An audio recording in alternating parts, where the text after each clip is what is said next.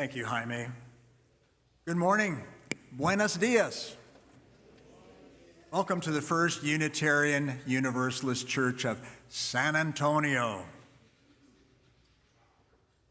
Our weekly worship is where we connect, where we get inspired and informed, and hopefully have a moment of sanity on a Sunday morning. My name is Mark Skrabacz. I'm your senior minister. Let's begin by recognizing the early name of this place, and I mean this geographical location, Yanahuana, the traditional lands of the Coahuiltecan people. They and all the plants and animals were the original stewards of this land. And let us remember their care and live with the understanding that we belong to this place. At our church, we strive to enact a universal love that binds us in mutual care and affection, especially in our work for justice for all and for our planet. Our faith is all-inclusive, and all means all. If you are new to us or visiting for the first time, we welcome you to fill out a yellow visitor's card. We'd like to get to know you and follow up with you. Wherever you are on your life's journey, we hope you will find your place with us.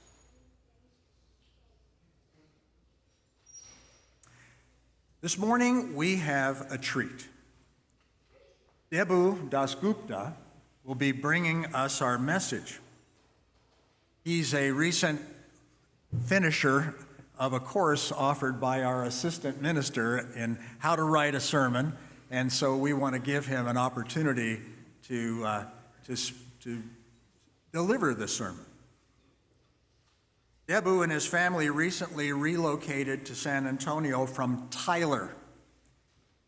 He's been a practicing UU for the last 20 years and was born in India and emigrated to the U.S. 23 years ago. He was raised in the Brahmo Samaj tradition, a social and religious movement with values that are the same as Unitarian Universalism. While in Tyler, Debu was active in the UU Fellowship and served in leadership roles, firstly as secretary and secondly as vice president of the Board of Trustees. At our church, he serves on the Committee on Shared Ministry and in the choir. He's a practicing physician and chief medical officer of one of the Christus Health Hospitals in San Antonio. Outside of work, his passions lie in woodworking and exploring the culinary arts. His wife, Mayor, is a physician who, after retirement from clinical practice, spends her time in metalsmithing, jewelry making, and other artistic pursuits. A very creative couple. Their children, Surya and Shanti is with us today, both students at UT Austin. And we also welcome his mom, Mona, who's sitting next to Mayor. She lives with the family and graces us with her presence in San Antonio. Let's welcome their family and Debu to our pulpit today.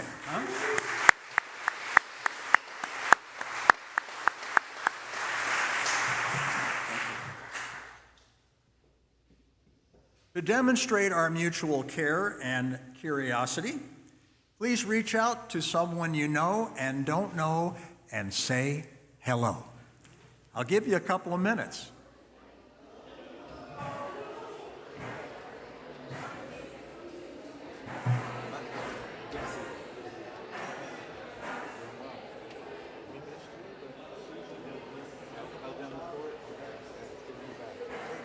Looking forward to it.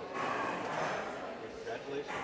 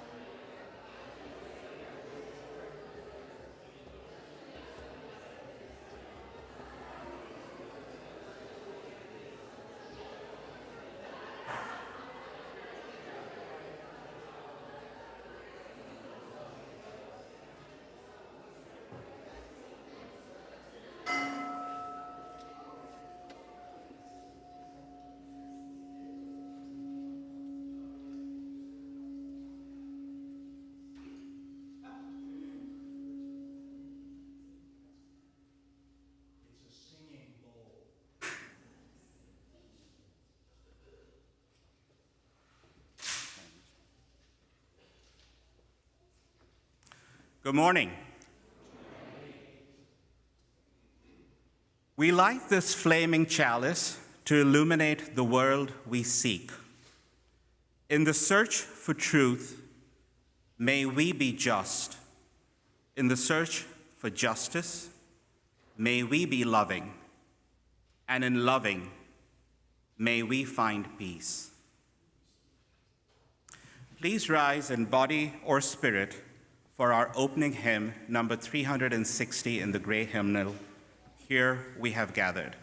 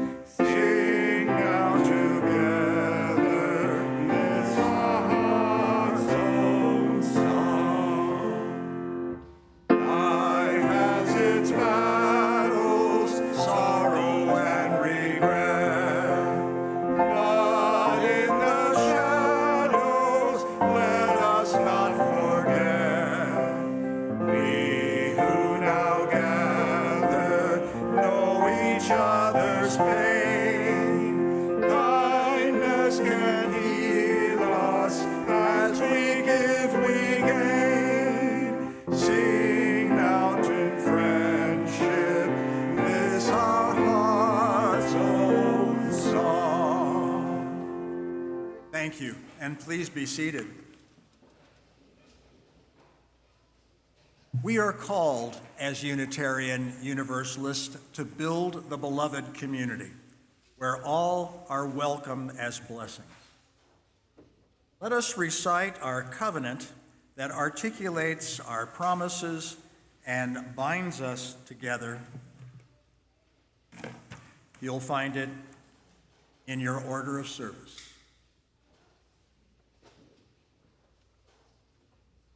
Love is the doctrine of this church. The quest of truth is its sacrament, and service is its prayer. To dwell together in peace, to seek knowledge in freedom, to serve humanity in fellowship, to the end that all souls shall grow into harmony with the divine. Thus do we covenant with each other. And in Español, El amor es la doctrina de esta iglesia. Su sacramento es la búsqueda de la verdad, y su oración es el servicio. Convivir en paz, buscar sabiduría en libertad, dar a la humanidad nuestro servicio fraternal, para que todas las almas crezcan en armonía con la divinidad. Así pactamos el uno con el otro.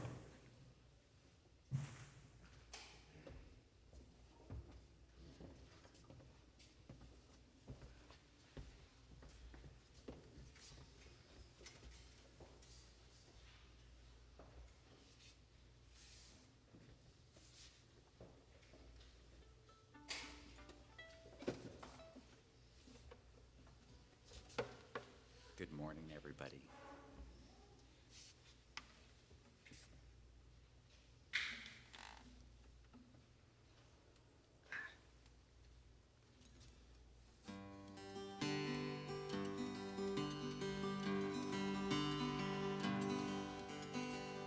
Jesse did his living on the side of a hill where you could almost hear the sunshine when the wind was still. He never worked a job, he never wasted a day. He made his living saving things people threw away.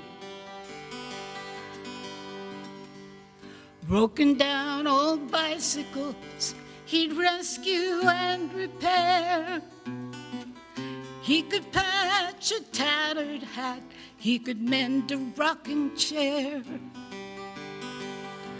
The shack that sheltered him held old stray cats and worn-out shoes, and he could tell you why he didn't live like other people do. One man's trash is another man's treasure. One man's pain is another man's pleasure. Peace of mind just can't be measured. One man's trash is another man's treasure. Growing up in that small town, I never once belonged, and all the truth my heart could find, the whole town said was wrong. Jesse found me in his wagon one day when he returned. I watched him working with his tools. That was how I learned that one man's trash is another man's treasure. One man's pain is another man's pleasure. Peace of mind just can't be measured. One man's trash is another man's treasure. Play it.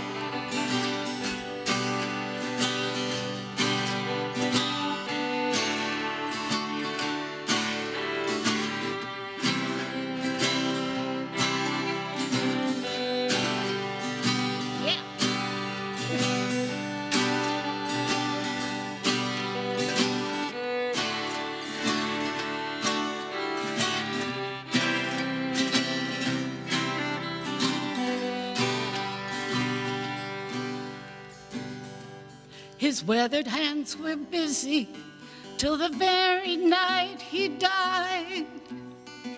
I leaned down and gave his wrinkled face one last kiss goodbye. I took his wagon into town to carry on his dreams, 'cause I knew just one of the many things Jesse saved was me. One man's trash is another man's treasure. One man's pain is another man's pleasure. Peace of mind just can't be measured. One man's trash is another man's treasure. One man's trash is another man's treasure.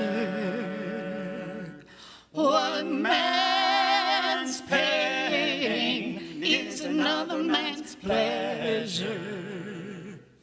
Peace of mind just can't be measured. One man's trash is another man's treasure. I knew just one of the many things Jesse saved was me.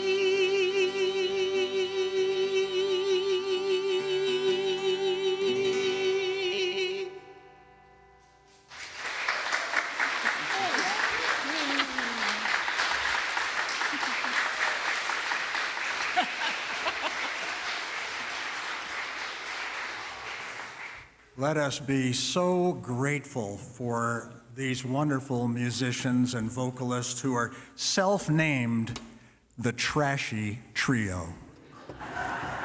Thank you so very much.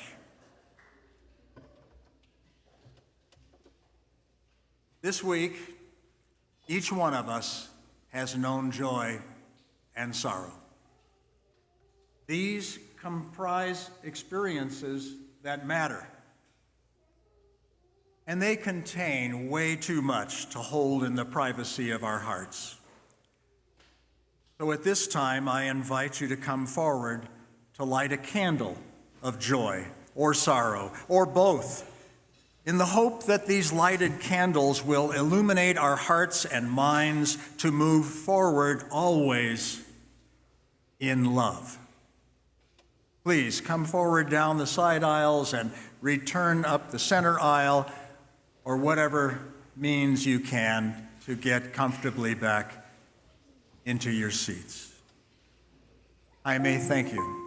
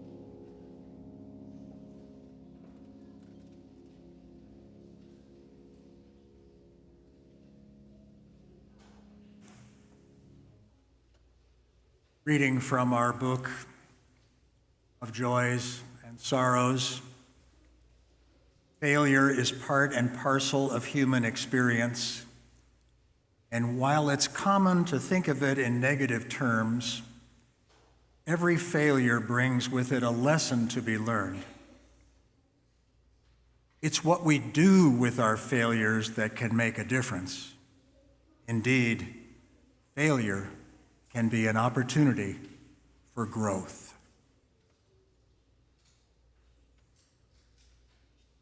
One of our members writes, as I was reading obits this morning, and I do love to read those, this one caught my eye, especially regarding this Sunday's service. It was entered in the San Antonio Express News on July 14th for William Bill I. Wyatt, Jr. Not a member of this church, but in reading about Bill, I wish I had known him. He had the unusual gift of turning experience and mistakes into empathy and awareness. Bill was loved for being an exceptionally generous, fun, humorous, steady, and true friend, in no small part because he had experienced so many ups and downs, sorrows and joys, and wore his heart on his sleeve. May he rest in peace. Thank you for all the cards, well wishes, and visits during my illness. I am feeling better because of you, from our dear Martha Cooley.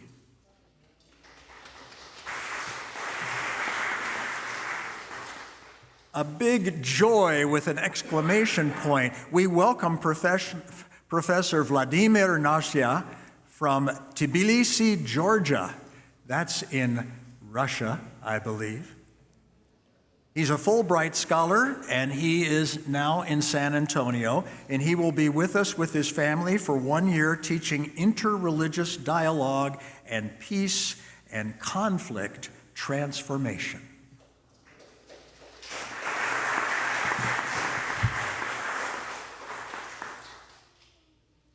I invite us all to take a deep breath and exhale. It can be so cleansing. Let's do it again. Breathing in and letting it go. May we allow the spirit of love and life to fill us, just as we do our breath, over and over again. May we be reminded that it is this surging life that lives in us and through us and among us.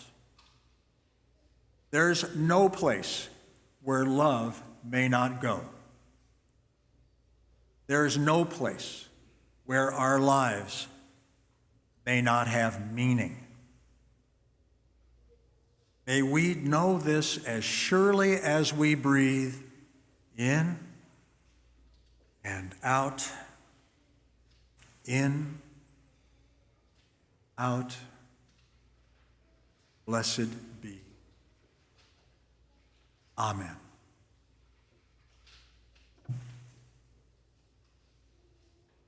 And now it's time for our story wisdom with Bridget Laflin.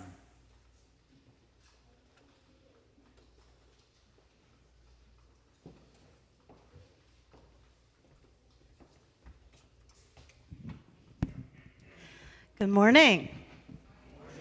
If you are a young person or just want to get a closer experience of the story, you're welcome to come on up.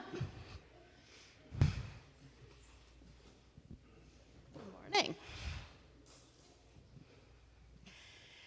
So I have a question for you all. How many of you have heard of the Olympics? Yeah? Really? That's not very many of you. All right. Well, for those of you that don't know what the Olympics are, they are sporting events where many, many countries send their best athletes to compete against each other. And then they get medals, and there's all kinds of different sports, and it's really a big deal to be able to compete in the Olympics. Yes, Lilith? How? What do you mean?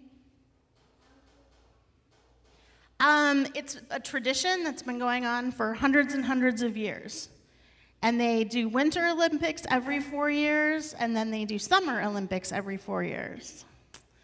So this story is about a man named Jim Thorpe. And he competed in the Olympics in the year 1912, which was many, many years ago. Yes? I don't know. People like to compete against each other. The Olympics were made because people like to compete, I guess. I don't know. But Jim Thorpe was very special for a few reasons.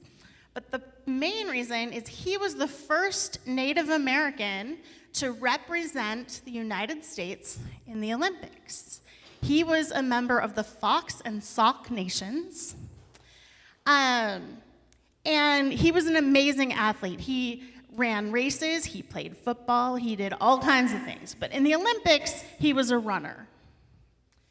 So he went to the Olympics, and he was all ready to run, and somebody stole his shoes. What? So how many of you have run a race before? Have you run a race? Is it easier to do in shoes? Yeah, right? It kind of would hurt if you didn't have shoes. How many of you have ever put on shoes that were 2 different sizes before? Yeah? Is it weird? Is it?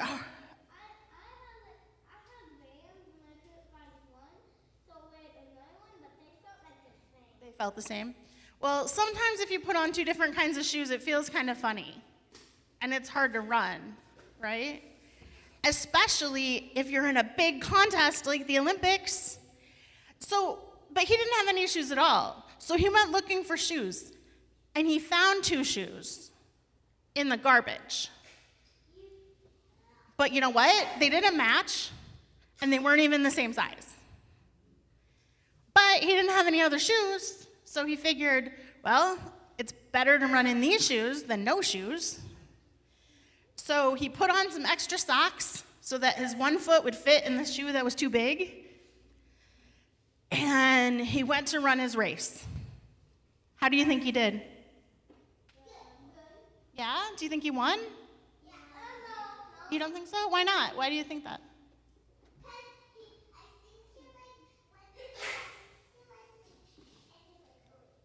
It feels funny, so maybe he didn't win. Well, you know what? He did win. He won the gold medal. That's the best that you can do. He got first place. Even though his shoes didn't fit and didn't match, he was such a good runner that he won anyway. That's what he did. But what are some of the things that could have happened? Like if he woke up and he found somebody stole his shoes, what's something else he could have maybe done?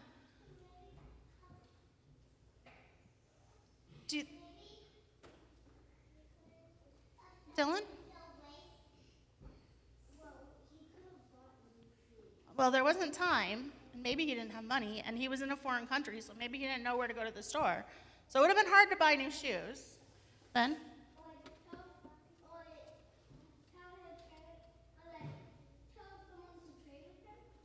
Maybe. What, do you think he thought about giving up? No? Probably not. But I might have thought about giving up. Because I'm like, I'm not running barefoot. And I don't know if I would have gone through the trash. So, what can we learn from Jim Thorpe? If something bad or hard happens to you, what should you do? Should you give up?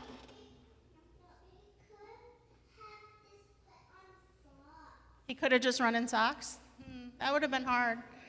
So I think the lesson we can learn from him is if something makes your life harder, you don't need to give up. You can work around it and figure out a way to make it happen, and you can still succeed. You can still do really well.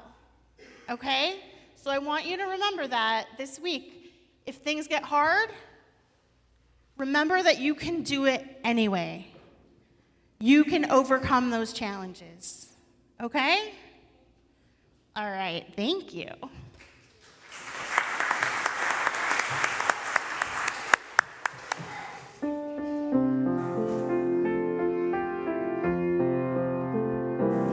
May the road you travel guide you safely. May a friend be always at your side. May the love you find here in this moment guide your way and fill you with delight. Que sea seguro tu camino, que un amigo esté siempre a tu lado, que el amor que sientes este momento te guíe, te llena de placer.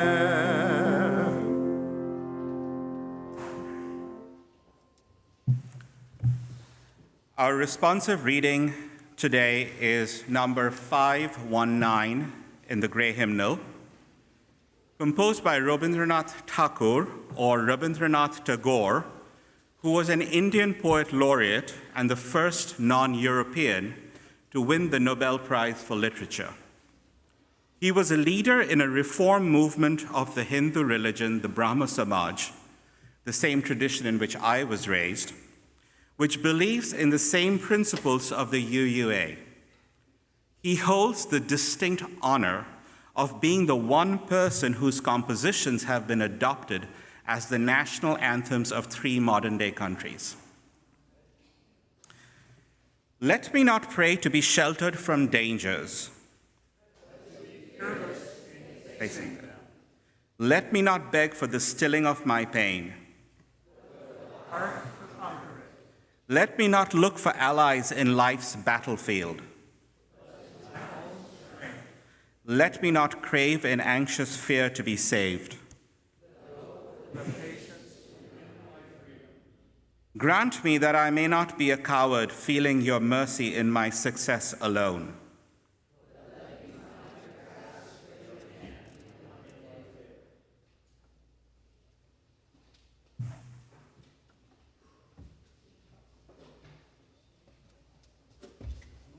Thank you, Debu. It's time for our invitation to generosity. Our church indeed has many opportunities to serve as a beacon of hope and love and justice. And each week an offering is taken. So let's take a moment now to give to our mission and ministries. For those of you viewing online, we invite you to make a contribution on our website or on the link in the chat stream. And for those of us in the sanctuary, please contribute in the baskets that will be brought forward now by our ushers. Please come forward, ushers, and let us enjoy the music of this wonderful trio as we collect our offering.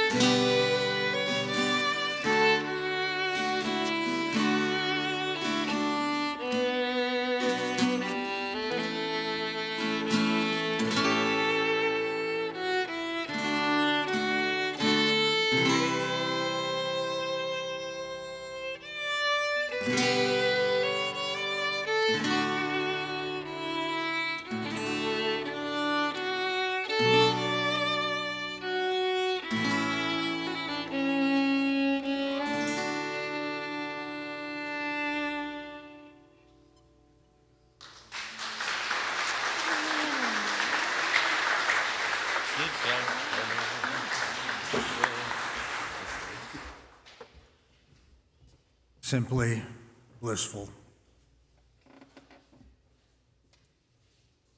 Let's lift our hearts together and bless these gifts and bless the givers.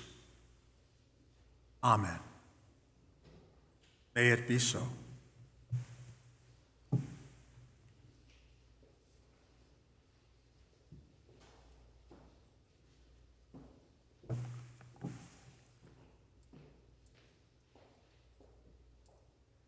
The word failure has a certain ring of negativity around it.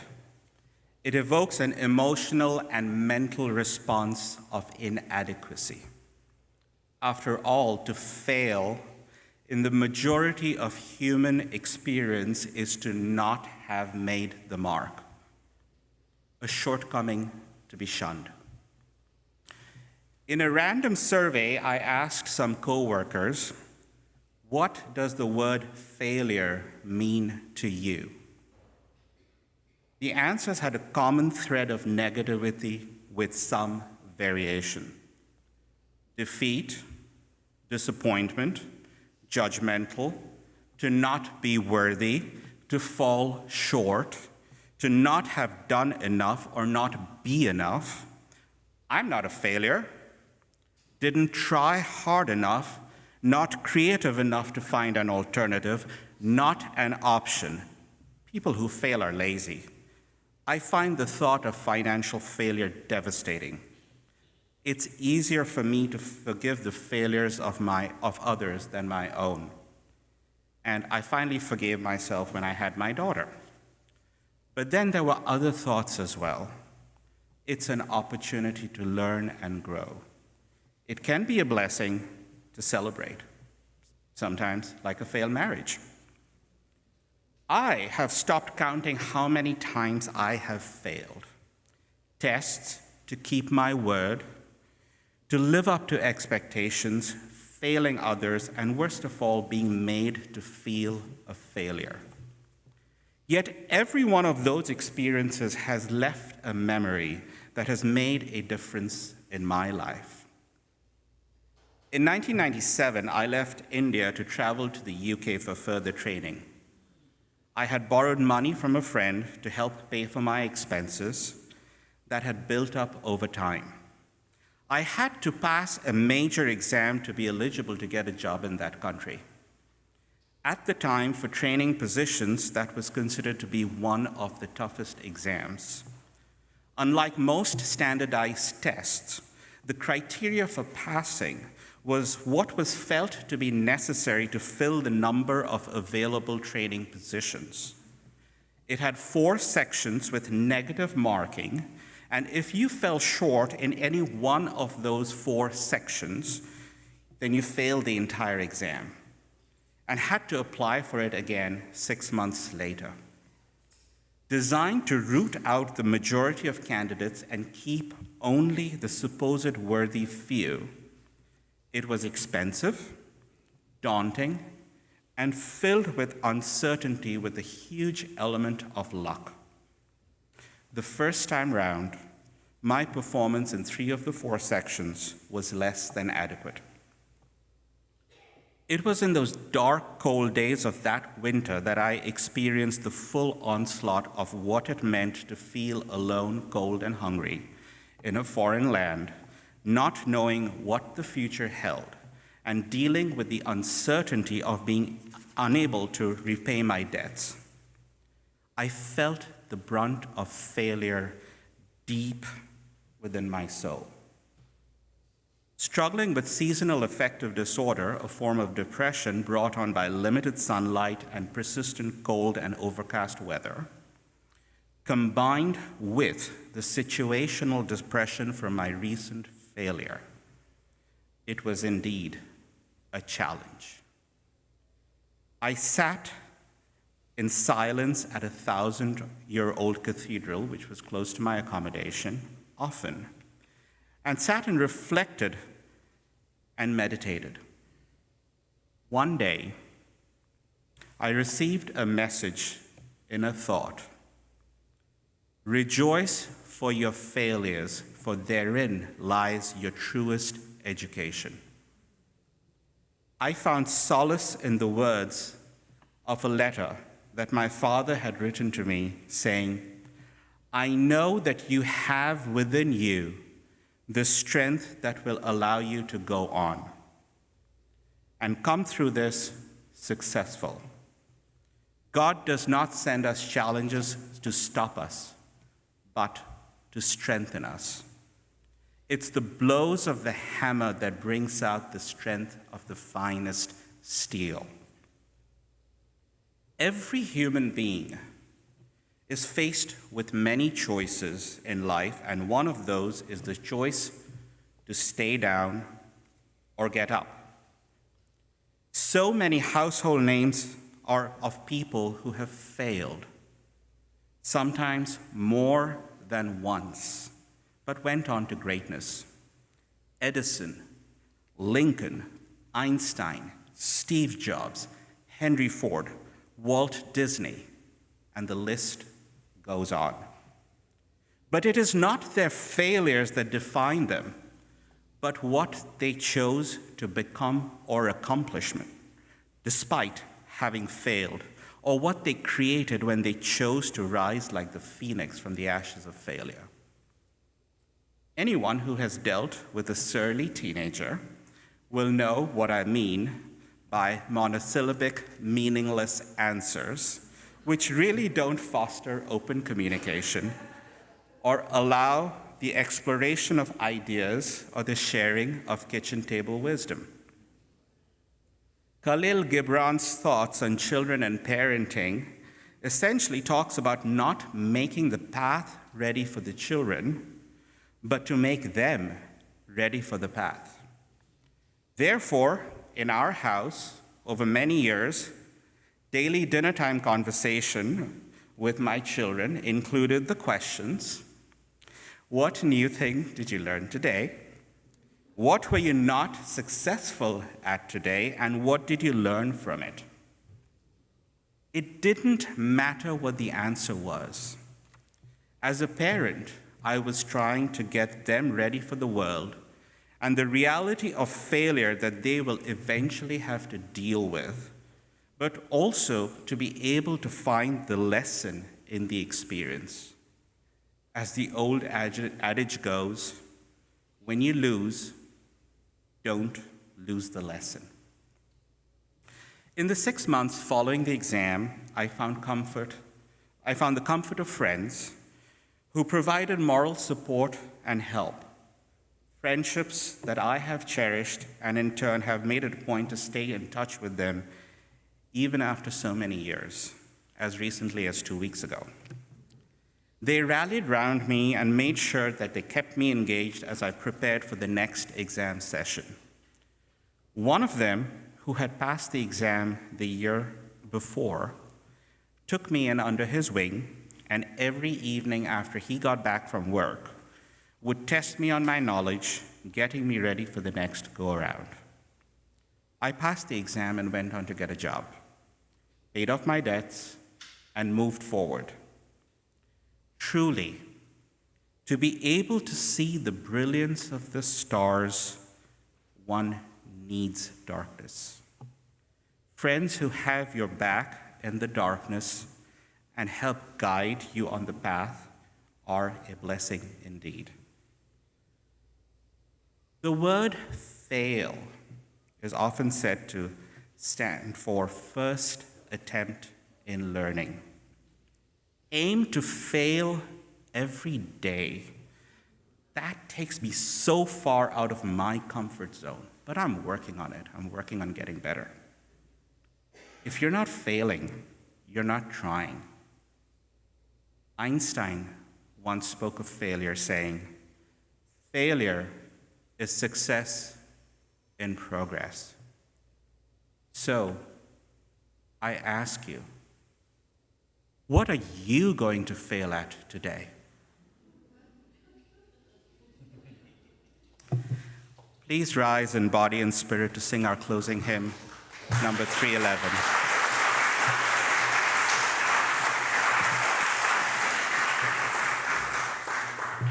Closing hymn number 311 in the gray hymnal, Let It Be a Dance. Let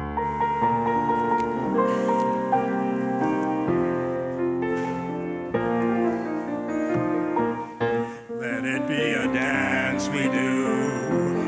May I have this dance with you through the good times and the bad times too. Let it be a dance. Let a dancing song be heard. Play the music, say the words, and fill the sky with sailing birds. Let it be a dance. Let it be a dance. Let it be a dance. Learn to follow, learn to lead. Feel the rhythm, feel the need. To reap the harvest, plant the seed. Let it be a dance. Everybody turn and spin. Let your body learn to bend. And like the willow with the wind, let it be a dance. Let it be a dance. Let it be a dance. A child is born, the old must die. A time for joy, a time to cry. Take it as it passes by. Let it be a dance. Morning star comes out at night. Without the dark there is no light. If nothing's wrong, then nothing's right. Let it be a dance. Let it be a dance. Let it be a dance. Let the sunshine, let it rain. Share the laughter, bear the pain. And round it go again. Let it be a dance.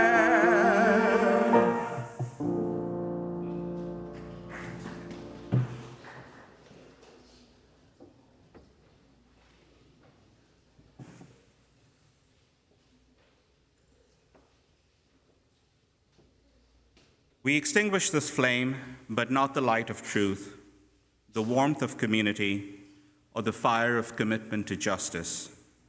These we carry in our hearts until we are together again. Go in peace.